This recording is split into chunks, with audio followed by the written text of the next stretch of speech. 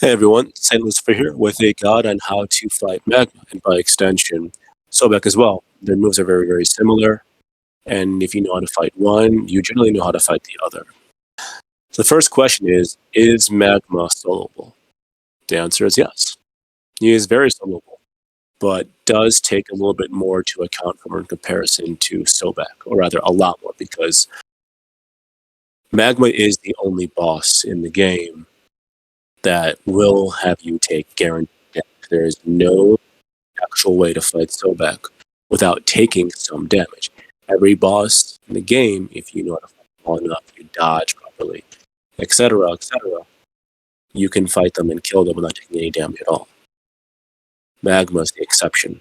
I'm sure you know what I'm talking about. So this is only with about 2 minutes of practice beforehand, so it does not take long to understand its mechanics, especially if you already know Sobek's, right? And I'm assuming most of you do know Sobek's mechanics. So it starts off with the initial RAR, just like Sobek. And then it's doing a dive, right? But this is not its dive attack. This is the not an attack, but the move where it comes up and creates some terrain that will make you while you're in quicksand, unable to dash, unable to do any movements other than your slow walk, making you very vulnerable.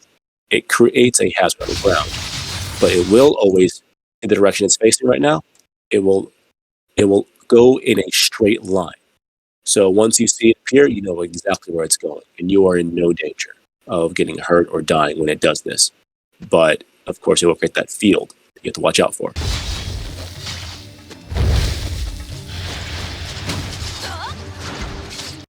Next move, you might recognize this, exactly like Sobek's, right? You might recognize Sobek's move. Magma's is exactly the same, more damage. Otherwise, the timing window to Fantasia is exactly the same, which I mess up. I triggered the Fantasia, but I still got hurt. So make sure to time that a little bit better. I should have gone a little bit earlier. And then you might recognize this move as well, where it seems to be posing a little bit back on its hind legs and looks like it's ready for a charge, right? Sobek has the exact same move, right? Difference between Magma's charge and Sobek's charge is that Sobek's charge does less damage, and as a result, is less lethal, but Magma's goes entirely in a straight line.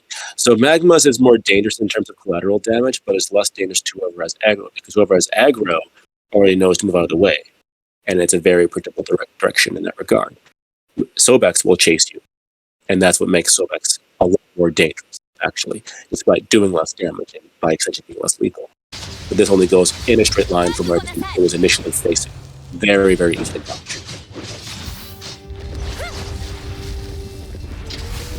And this is precisely why I brought the grapple hook, in order to avoid this move. If you've seen my Sobek video, how to dodge Sobek's dive attack, I bring the grapple hook. Because with Sobek's 4 dive attacks, you need Kuant and 3 of these to guarantee survival, right? With this, it will only do 1 dive attack, but that dive attack will be lethal, right? It will be lethal and do over 1 million damage, and no one in the game can survive that right now. You need either a relic to survive it, you need the discharge of 0 to survive it, or you need to avoid it. The most reliable way to move fast enough via either jetpack or with grapple hook. And this right here is what makes this Magma so BS, right? You might recognize this move exactly like Sobek's. Just make sure you don't walk in the sand like I did, but it functions exactly the same, just like Sobek's 3 shots. And you might recognize this one. Sobek does the exact same thing. It's a little rollover. Easiest to Fantasia from extreme close range, and dodge it just like Sobek. Same thing as Sobek, just more damage. Its discharge, also exactly just like Sobek, just does more damage. At the end, just like Sobek, when it dives up, it deals 0 damage, and you know it's going to appear in a straight line, so you can attack beforehand and deal damage like this. That right there, this move right here is the one move that I myself do not know how to perfect dodge. I don't know the timing. If there is one, I haven't practiced it much, nor am I going to. But this is the one move that, in my eyes, you have to bring coolant in order to avoid. But it's not that frequent of a move, so coolant's cooldown will be down before it ever uses it again.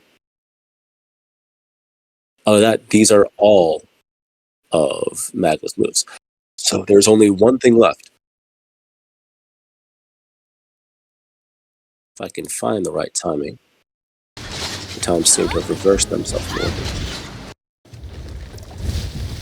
I see. Right here, right? So, right when Magma does stab attack, keep an eye on the ground, right? Keep an eye on the ground. You might recognize something just like Sobek's stab attack. You saw the indicator? It created ground indicators to show you exactly where Magma is going to come from. You might have just seen them appear before I paused. And these are much more visible than Sobek's indicators. The blue indicators that appear on blue water are very hard to see, especially if Frigg creates a frost domain. If there's ice on the ground, you will not be able to see Sobek's indicators. Magma's, you will be able to see.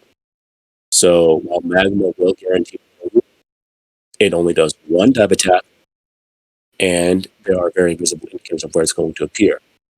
So you don't always need the grapple hook. You can just run out of it as long as you see the indicators beforehand. But especially if you're in a boss train and there's people running everywhere, and there's maybe it's dust hazard as well, more than likely you're not going to be able to either see it or.